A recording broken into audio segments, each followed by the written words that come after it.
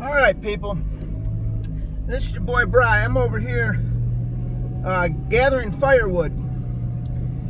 There's a fella down the road from me, approximately 3 miles, and he's got a beautiful, capital B on the beautiful operation over at his compound. He's got a greenhouse. It's got to be 150 feet long by 60 feet wide, and it's jam-packed from full of wood at the start of the season, and he is down to about 20 cord of wood left. So we are on my day off.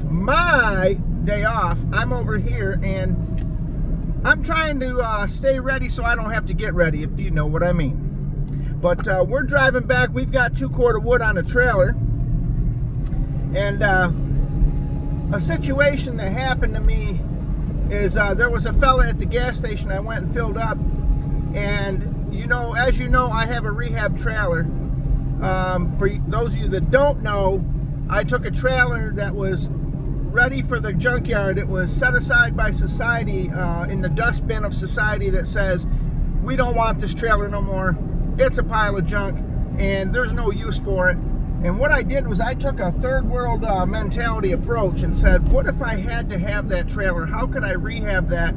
How could I bring it back to reality that says, you, the DIYer, could follow my footprints and make your own trailer?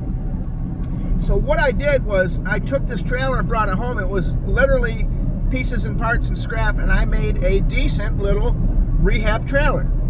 And I will say I've got roughly about $250 in it. That's with the brand new tires.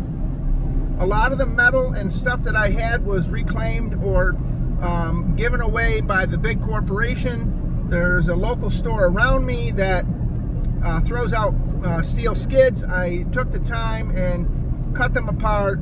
Anyway, there's a video in my video set that shows the documentation on the trailer. But a long story short, I had this fella at the gas station. I see him walking out to his car, and he sees me going out to my truck and getting into the truck that had the rehab trailer on it, and I see him look over and he says, look at that cute little trailer. And I said, well, thank you, sir. But he wasn't saying it like a cute little trailer, like that's a nice little trailer. He was looking at it as a way to, how do I say, besmirch me or downgrade me, or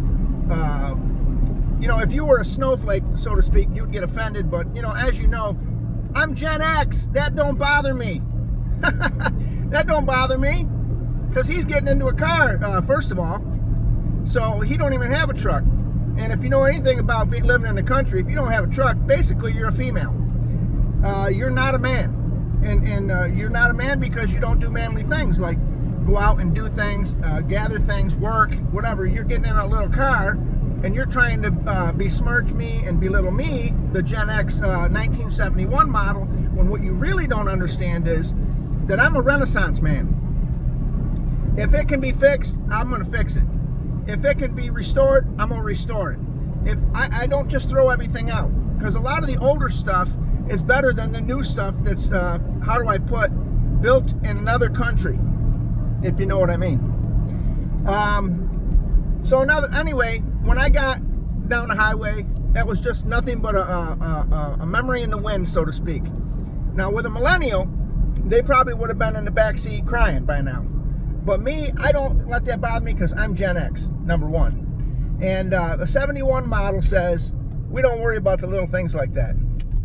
So what I did was, when I got over to the guy's compound and I backed in, I noticed a fella there. He was loading up a pickup truck, and it had like one of these, 5.5 or 6 foot boxes on it with a tonneau cover. And he could only load half a cord of wood in this truck. Can you believe that?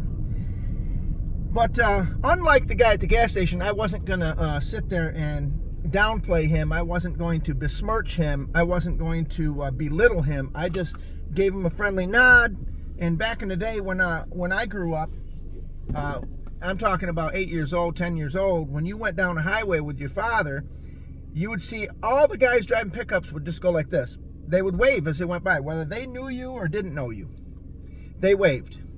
And at the end of the day, when they waved, that meant that was an unwritten code of ethics or conduct, so to speak, that said, I see you, keep it on down the road, keep it on the road, keep it on your side of the road and in between the ditches. You know, all that. It was all said in one gesture. I see you. Hey, how's it going? Hey, buddy, what's up? How you doing? That's what it was meant. They don't do that so much anymore. Because if you do this, sometimes people, these new generations, they want to go immediately into the defensive mode. Why are you talking to me? I didn't address you. I don't know you. I don't know you. And that's their attitude. They sometimes will get like that. But let me back this trailer up. And that's another thing. People don't teach their kids how to back things up anymore. When you worked, when I was younger, when you worked on the farm, or so to speak, when you went places, you learned how to back up trailers. And let me just get this trailer without taking the quarter panels off my other vehicle. Okay, let's put her there. Let me come forward just a whisker. The ground's wet, people, and I don't want to tear it up. But anyway, this fellow was he was getting some wood and only getting half a cord at a time. He comes out and he's like, hey man, I didn't mean to mess you up, but he basically took some of his wood from the middle of the pile, which would mean I would have to turn around and take mine from the side, which is not a problem. I told him that's not a problem. I actually didn't belittle him. I actually basically said it's not a big deal, you know. And so that's one fella right there. When he looked at my trailer, you know what he was thinking?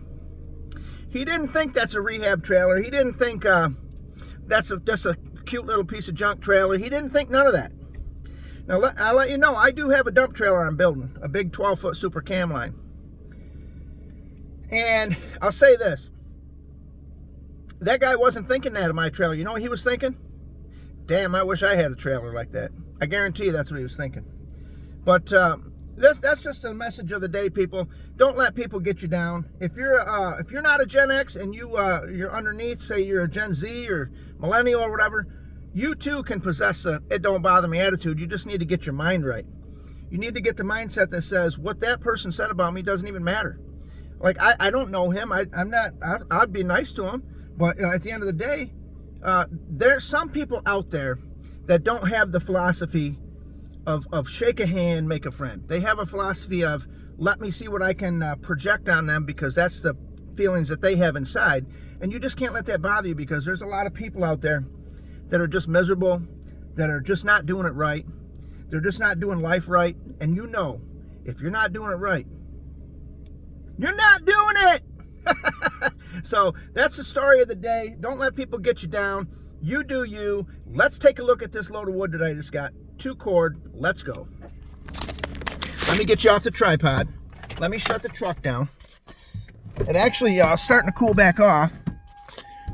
As you can see, let me show you. The ground's getting a little moist, okay? So you have to try to be careful when you're out here. And the ground's a little wet. I have a lot of clay around the property. So what it does is, if it's real soft and rainy out, you'll have to fill it back in. Okay? It's not a big deal. You know, boots are made to do this, people. When you're a country boy, boots are made to get dirty. Okay? They're not just to go out and walk down through Walmart with. So, there you go. It's all fixed. Now, here's another hack. Your boots are all dirty, and you say, I may have to go in the garage, and I don't want to get them. Look at all the markings from the turkeys. You just go ahead, and here's another benefit of having a little bit of snow. You just go ahead and get the snow off. But anyway, let's stop a minute. God bless America. Take a look at this trailer full. Now, the trailer is 6 feet wide, people. 8 feet long. It holds about a cord, is about 2 rows and a half, and I got 2 rows and a half. So I've got 2 cord. The guy stacks it really nice.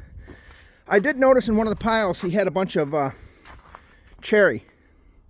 So, of course, your boy's going to get the cherry because he likes cherry wood. It burns nice.